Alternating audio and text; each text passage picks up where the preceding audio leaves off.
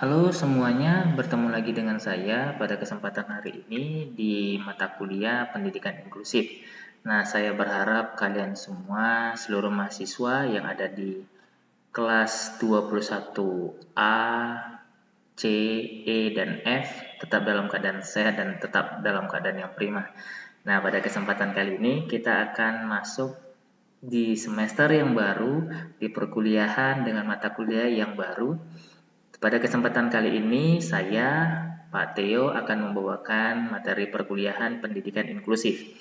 Nah, untuk itu, maka kita langsung saja untuk masuk ke materinya pada kesempatan berikut ini. Nah, hal yang pertama yang harus kita perhatikan pada saat akan melaksanakan perkuliahan, yaitu adanya kontrak perkuliahan. Nah, saya berharap masing-masing mahasiswa itu dapat memahami mengenai kontrak perkuliahan dan tidak ada yang jauh berbeda. Tetap semuanya itu sama, yaitu 10 menit sebelum atau sesudahnya itu toleransinya, lalu berikutnya ada dua pilihan jika terlambat tapi tetap dikatakan absen, yaitu tidak diperkenankan masuk atau diperkenankan masuk. Nah, berikutnya izin, jelas itu harus kalau sakit disertai surat dokter, izin acara keluarga dan seterusnya itu diizinkan jika yang berhalangan mendapatkan atau ada kegiatan dari saudara-saudara kandungnya seperti itu dan seterusnya. Dan masuk ke tugas TMTT dan TMT. Tugas TMTT ini adalah tugas mandiri tidak terstruktur. Artinya nanti kalian semua akan diberikan satu proyek dan akan dikumpulkan pada saat sebelum perkuliahan berakhir. Dan itu tergantung kesepakatan bersama kapan harus dikumpulkan. Lalu TMT itu apa? TMT itu adalah tugas mandiri terstruktur. Artinya ada deadline-nya. Mungkin seminggu, 3 hari, atau mungkin 2 hari, atau mungkin 1 hari, seperti itu. Nah, setelah masuk ke kontrak perkuliahan, kita akan masuk mengenai deskripsi mata kuliah. Apa sih mata kuliah pendidikan inklusif ini? Point of view-nya adalah memahami, mengambil keputusan terapis dan pelayan. Jadi deskripsi mata kuliah ini yaitu memahami bagaimana mereka yang dikatakan inklusif dalam hal ini adalah mereka yang berkebutuhan khusus ataupun disabilitas ataupun memiliki kekurangan dalam bentuk fisik, mental dan seterusnya. Itu bisa kita fasilitasi dengan cara memahami kebutuhan mereka.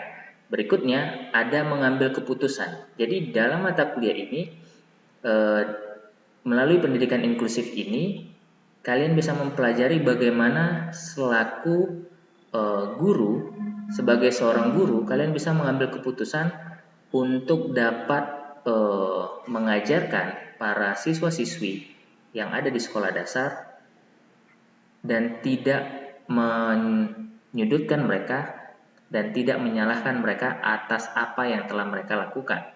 Berikutnya terapis. Jadi di deskripsi mata kuliah kali ini saya akan berusaha semaksimal mungkin untuk bisa membantu kalian menjadi seorang terapis tahap awal. Artinya bisa menangani dengan menangani sementara mereka yang berkebutuhan khusus sebelum pada akhirnya dibawa ke ahlinya seperti itu. Dan deskripsi yang berikutnya yaitu pelayan. Jadi melalui pendidikan inklusif ini kalian dapat menjadi pelayan yang berprofesi sebagai guru yang bisa membantu para peserta didik untuk menyelesaikan beragam permasalahan mereka seperti itu. Nah, kita masuk ke tujuan mata kuliah.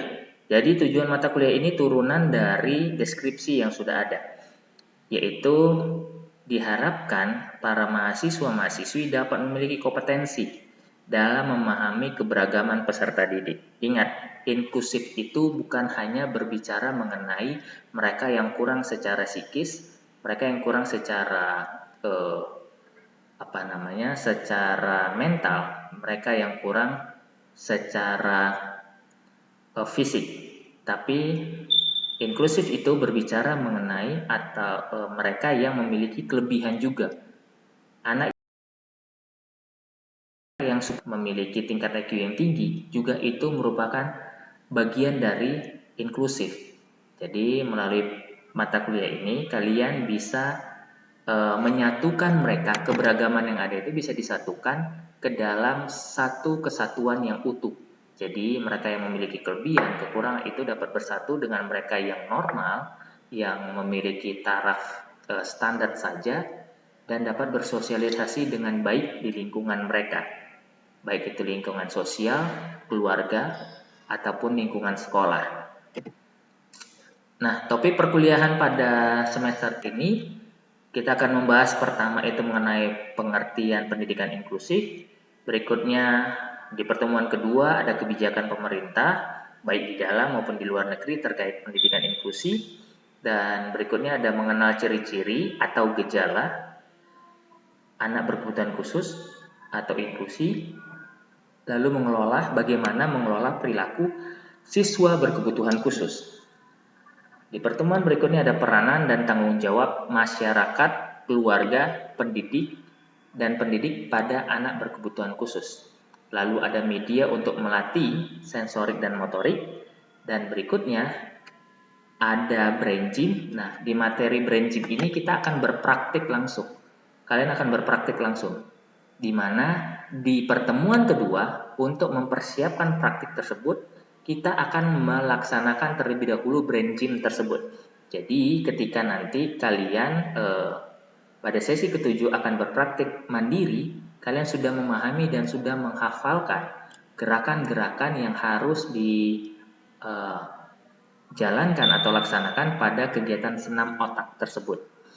Nah, berikutnya ada UTS, lalu ada terapi anak berkebutuhan khusus. Ingat, ini terapi tahap awal saja untuk menangani gejala yang ringan seperti itu. Jadi bukan berarti ketika kalian sudah belajar belajar sebagai terapi itu bukan berarti kalian sudah sampai level yang expert atau sudah menguasai atau profesional. Ini berarti kalian hanya bisa menguasai untuk tahap yang sederhana saja, setidaknya bisa memberikan stimulus-stimulus awal saja kepada mereka yang berkebutuhan khusus.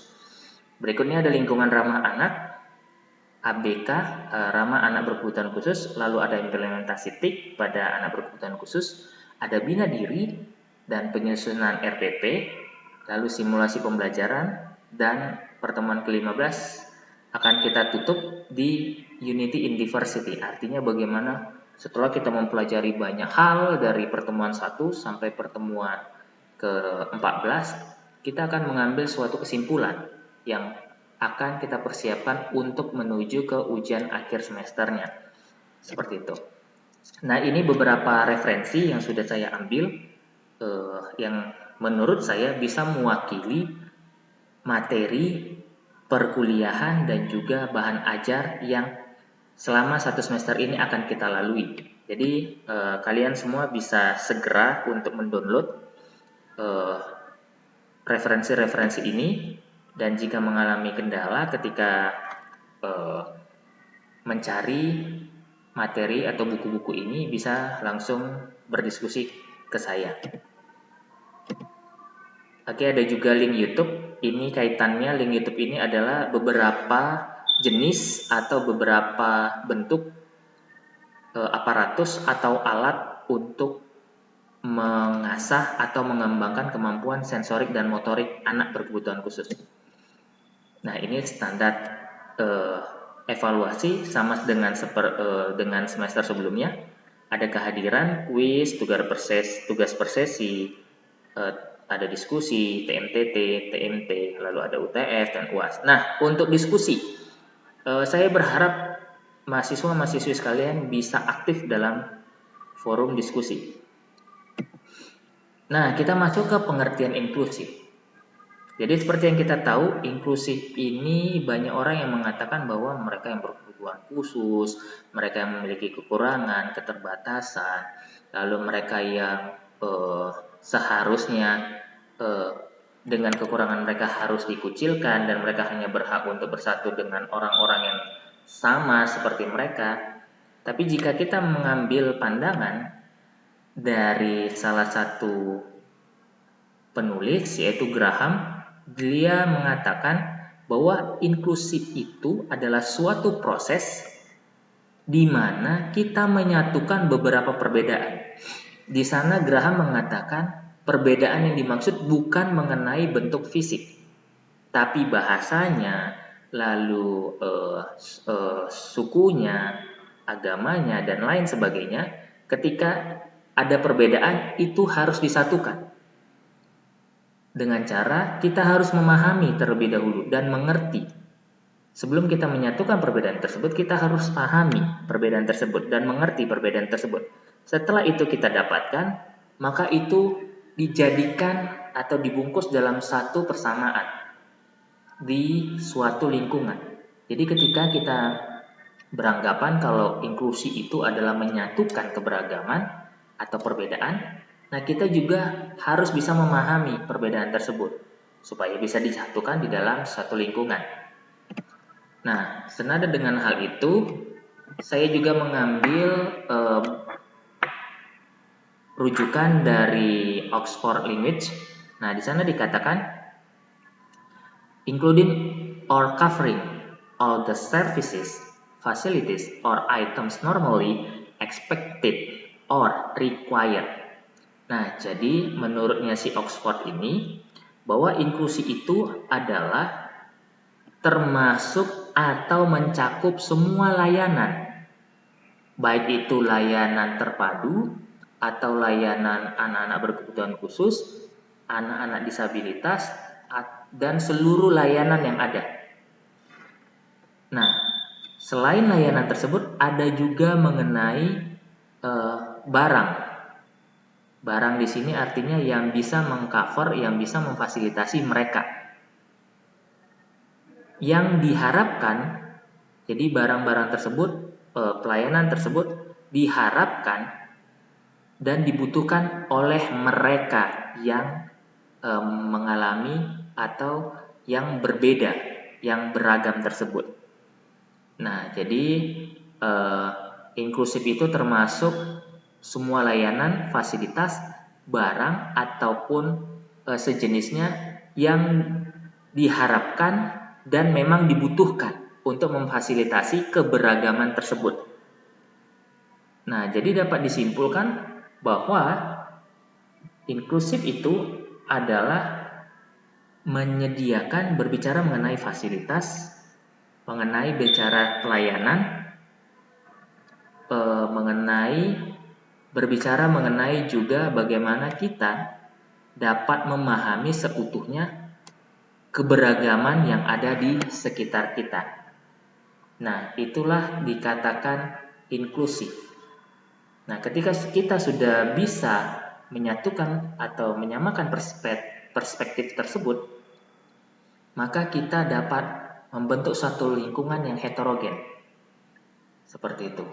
Nah, karena lingkungan yang heterogen itu adalah lingkungan yang baik dan bisa menumbuhkan sikap sosial yang baik juga bagi orang-orang yang ada di dalamnya. Berikutnya, konsep pendidikan inklusi. Saya ambil dari Barton yang dikeluarkan tahun 2000. Nah, di sana Barton mengatakan disabilities studies provide a framework and language through which disabled people can describe their experience. Nah, jadi di sana Barton mengatakan pembelajaran mengenai disabilitas, dalam hal ini mencakup ABK dan seterusnya. Nah, itu menyediakan. Jadi di pendidikan inklusif ini sudah menyediakan kerangka kerja dan juga bahasanya, bagaimana membahasakannya, di mana para penyandang disabilitas tersebut dapat menggambarkan pengalaman mereka. Jadi, melalui kerangka kerja ini dan bahasa yang ada, para penyandang disabilitas ini, termasuk di dalamnya ABK, dapat menjelaskan mengenai bagaimana pengalaman mereka sebenarnya. Seperti itu. Di mana pengalaman tersebut mungkin saja berisi mengenai diskriminasi, eksklusi, lalu ada ketidaksetaraan. Nah, ini yang menjadi tantangan mereka yang tergolong ke dalam disabilitas ataupun ABK, anak berkebutuhan khusus. Nah, berikutnya konsep pendidikan inklusif itu yaitu mengajarkan, saya ambil dari Pitamik 2020, mengajarkan mereka melakukan apapun melalui diri mereka sendiri. Artinya ketika mereka mengerjakan sesuatu, mereka harus bisa untuk mengerjakannya sendiri dengan catatan. Mereka melalui hasil asesmen, hasil tesnya, mereka dapat memahami grafiknya meningkat. Jadi kalau untuk anak-anak disabilitas, khususnya anak-anak ABK, mereka masih grafik asesmennya masih jauh di bawah batas, di bawah ambang batasnya, maka mereka masih terus harus didampingi. Dan meskipun mereka harus melakukan itu melalui diri dengan tanpa bantuan orang lain, artinya melakukan secara mandiri, bukan berarti kita selaku orang tua mungkin selaku pendidik membiarkan atau melepaskannya. Tetap mereka dalam kontrol kita. Jadi kita hanya mengamati ketika mereka melakukan sesuatu dan ternyata salah, kita fungsinya hanya sebagai koreksi. Seperti itu. Nah, berikutnya saya ngambil juga konsep pendidikan inklusi itu dari CENAT 2019, yaitu diverse interdisciplinary field that investigates the nature, meanings, and consequences of disability from social, historical, cultural, educational, and political perspective. Nah, jadi menurut si CENAT ini di bukunya, keberagaman itu bidangnya interdisipliner, jadi berbagai macam bidang ini, di mana bidang-bidang tersebut menyelidiki mengenai sifat, lalu ada makna yang terkandung di dalamnya, dan ada konsekuensi terhadap mereka para disabilitas dari perspektif. Jadi ada sudut pandangnya di sana. Ada sudut pandang sosial, ada sejarahnya, ada budaya, ada pendidikan, dan politiknya. Nah, hal lain yang mendukung kenapa pendidikan inklusi ini harus diajarkan khususnya di PGSD, yaitu karena umur layak hidup mereka, anak-anak berkebutuhan khusus, berdasarkan penelitian yang dilakukan di tahun 2017, Guan dan Buahuli, anak autis khususnya, itu rata-rata memiliki umur layak hidup itu 35,8 tahun, atau bisa disetarakan dengan 35-36 tahun. Nah, pada penelitian mereka bahkan bukan hanya 35 atau 36 tahun saja, bahkan dalam penelitian mereka juga mereka menemukan nih ada anak berkebutuhan khusus atau anak autis yang umur hidupnya itu hampir sama dengan kita yang tidak mengalami autis. Ada yang bahkan sampai yang 58, 50, 40, bahkan ada yang lebih cepat juga umurnya, yang lebih singkat yaitu 1-2 tahun dan seterusnya. Nah, jadi ini adalah rata-ratanya. Berikutnya, kurangnya fasilitas yang memadai untuk anak berkebutuhan khusus dan orang berkebutuhan khusus, dan tidak mendapatkan haknya sepenuhnya. Nah, hal ini dituangkan atau dituliskan oleh Kementerian Pemberdayaan Perempuan dan Perlindungan Anak tahun 2013. Yang berikutnya adalah urgensinya karena mahalnya alat bantu yang dapat memfasilitasi mereka yang mengalami keterbelakangan. Seperti itu. Untuk dapat melatih sensorik dan motoriknya.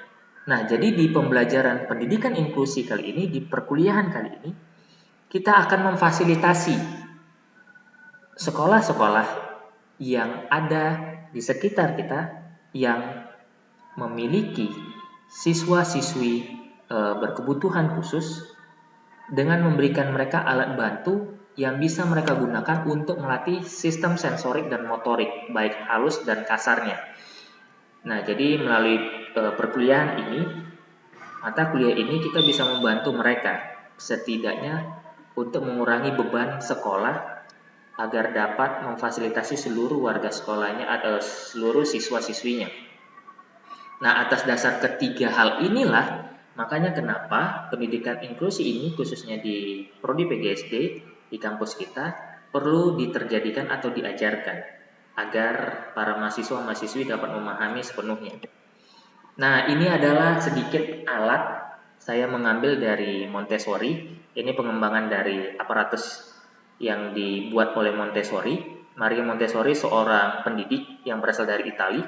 Jadi dia membuat beberapa permainan atau alat-alat yang bisa melatih sistem sensorik dan motorik. Ada banyak di luar sana yang membuat alat sejenis atau aparatus sejenis. Berhubung saya mengikuti perkembangan Maria Montessori, jadi saya mengambil contohnya adalah aparatus yang beliau temukan. Nah, ini beberapa aparatusnya. Nah, jadi aparatus inilah yang nanti akan kita buat. Jadi ada banyak sekali aparatus yang telah dibuat oleh Maria Montessori. Berikutnya, tugas kita adalah mengembangkan aparatus tersebut. Harapannya kita dapat memberikan dampak yang positif bagi lingkungan yang ada di sekitar kampus, yang ada di sekitar kita. Jadi hasil akhir di perkuliahan pendidikan inklusi ini selain menjadi seorang terapis yang tahap awal, juga dapat membuat aparatus yang sejenis dengan apa yang dikeluarkan oleh Maria Montessori, atau mungkin yang baru tapi tidak mengurangi makna dari aparatus yang sudah ada. Nah, selain itu juga tujuan akhirnya adalah membuat kalian paham sepenuhnya bahwa keberagaman di mereka anak-anak ABK atau disabilitas itu bisa kita manfaatkan menjadi sesuatu yang produktif. Ada banyak sekali OBK atau ABK atau penyandang disabilitas yang berprestasi di luar sana. Itu karena mereka dibimbing dan dibina dengan baik, seperti itu. Nah, sampai di sini perkuliahan saya, dan untuk materi dan sesi-sesi berikutnya ataupun jika ada pertanyaan, kalian bisa bertanya melalui kolom komentar yang ada di channel YouTube ini. Nanti kalian bisa bertanya atau mungkin bisa langsung japri ke saya mengenai bagaimana atau kaitan terkait pendidikan inklusi.